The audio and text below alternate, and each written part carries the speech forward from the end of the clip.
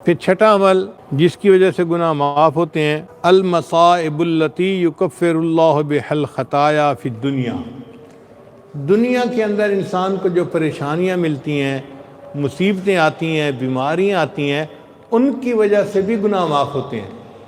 حدیث مبارکہ میں ہے کہ کئی مرتبہ بیمار آدمی شفا یاب ہوتا ہے، اس کے سارے گناہ معاف ہو چکے ہوتے ہیں۔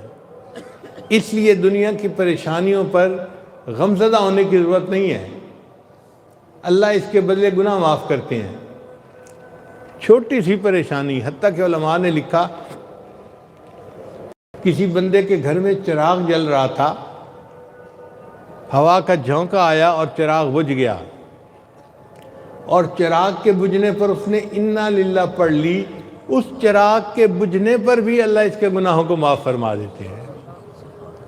کسی بندے کی 2 جیبیں تھیں، اس نے ایک جیب کے اندر اپنی کنجی ڈالی، چابی ڈالی گھر کی، اب جب نکالنے کا وقت آیا تو اس نے دوسری جیب میں ہاتھ ڈال لیا، تو دوسری جیب خالی تھی۔ تو جب خالی تھی تو اس کو ایک ذہنی صدمہ ہوا، اوہ میری چابی کہاں گئی؟ اور 1 منٹ کے اندر اس نے جب دوسری جیب میں دیکھا تو چابی مل گئی۔ علماء نے لکھا یہ جو ایک لمحہ کے لیے اس کو ذہنی صدمہ ہوا، اس پر بھی اللہ گناہ معاف فرما دیتے ہیں۔ تو جب ہر تکلیف پر، مصیبت پر ہمارے گناہ معاف ہوتے ہیں تو پریشان ہونے کی کیا بات ہے؟ صحیحین کی روایت ہے، ما یصیب المؤمن